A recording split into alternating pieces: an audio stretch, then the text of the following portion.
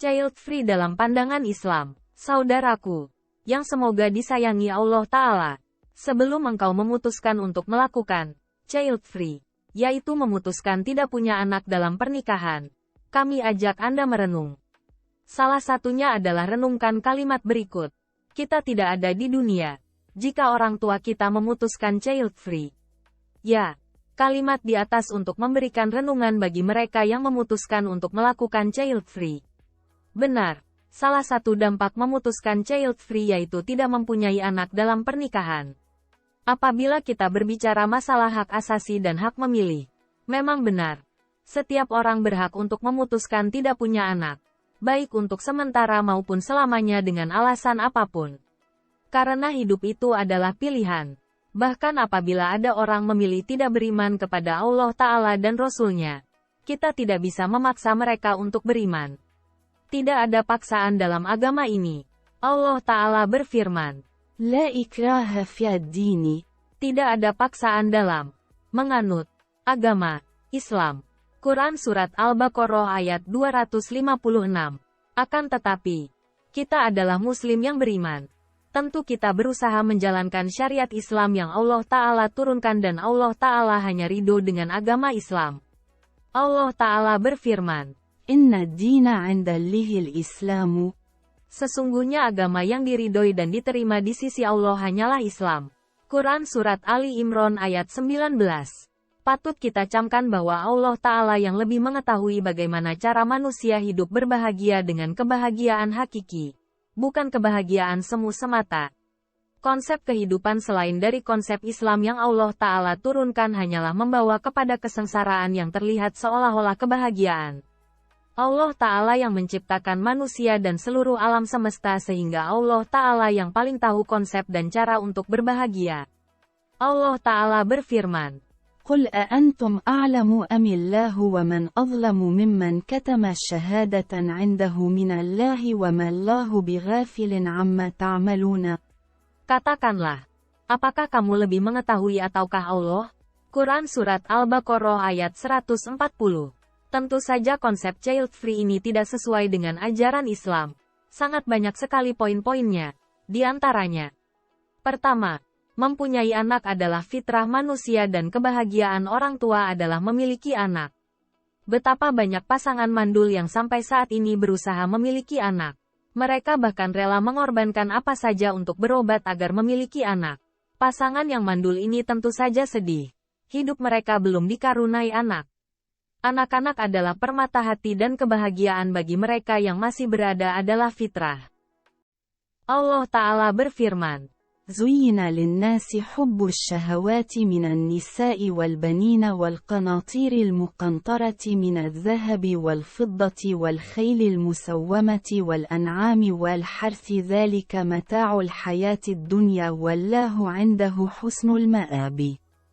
Dijadikan indah pada pandangan manusia kecintaan kepada apa-apa yang diingini, berupa wanita-wanita, anak-anak, harta yang banyak dari jenis emas, perak, kuda pilihan, binatang-binatang ternak, dan sawah ladang. Itulah kesenangan hidup di dunia, dan di sisi Allah lah tempat kembali yang baik, surga. Quran Surat Ali Imran ayat 14. Para nabi ada yang belum dikaruniai anak sampai mereka berumur tua. Seperti Nabi Ibrahim dan Zakaria alaihimussalam.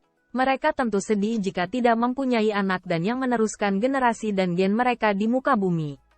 Mereka pun berdoa kepada Allah Ta'ala agar dikaruniai anak dan Allah Ta'ala mengabulkan doa mereka. Perhatikan doa Nabi Zakaria alaihissalam berikut ini.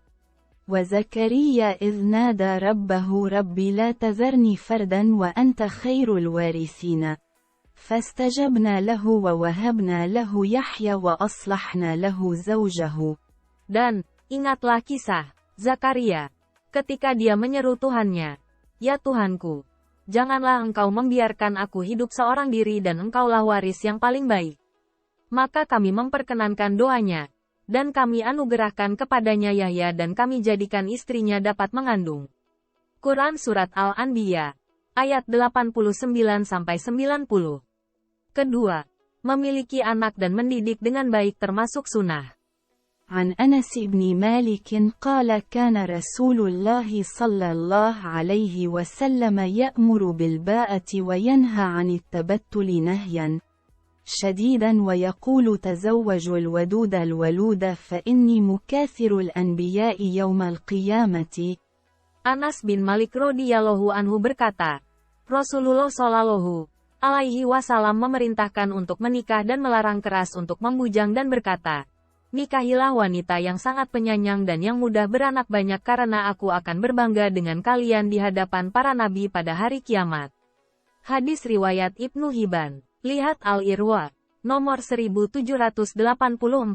Ketiga, terlalu banyak dalil perintah agar kita memiliki dan memperbanyak keturunan.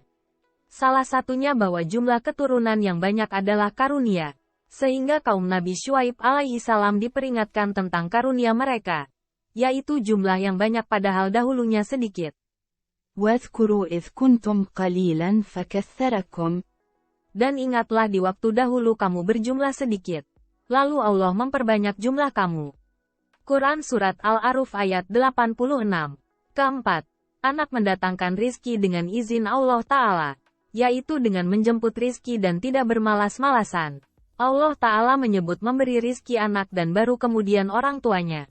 Allah Ta'ala berfirman, ولا تقتلوا أولادكم خشية إملاق نحن نرزقهم وإياكم إن قتلهم كان خطأ كبيرا. Dan janganlah kamu membunuh anak-anakmu karena takut kemiskinan.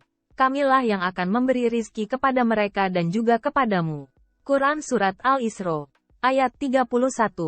Kelima, anak-anak adalah harapan kita ketika sudah tua. Bisa jadi ketika kita tua renta kelak akan berpenyakitan seperti terkena stroke. Semoga Allah Ta'ala menjaga kita. Dalam keadaan seperti ini, yang paling ikhlas merawat kita adalah anak-anak kita. Terlebih anak tersebut adalah anak yang solih yang berusaha berbakti mencari ridho orang tua. Rasulullah Shallallahu alaihi wasallam bersabda, رضا الرب في رضا الوالد وسخط الرب في سخط الوالد. Ridho Allah bergantung kepada keridoan orang tua dan murka Allah bergantung kepada kemurkaan orang tua. Hadis riwayat Bukhari dalam Adabul Mufrad. Keenam, anak-anak adalah amal jariyah paling berharga yang akan mendoakan kita ketika kita sudah meninggal kelak. Anak-anaklah yang paling mengingat kita dan mendoakan kita di saat orang lain melupakan kita. Bisa jadi orang tua akan terkaget-kaget di akhirat, karena dia mendapat kedudukan tinggi. Dia bertanya-tanya, ternyata karena doa anak-anaknya, bukan orang lain. Rasulullah Shallallahu alaihi wasallam bersabda, Inna Allah azza wa jalla la yarfa'u ad-darajata lil 'abdi as-salih fil jannati fayaqulu, Ya Rabbi anan li hadhihi. Fayaqulu, bistighfari waladika laka. Sungguh, Allah benar-benar mengangkat derajat seorang hambanya yang solih di surga. Maka ia pun bertanya, Wahai Robku, bagaimana ini bisa terjadi?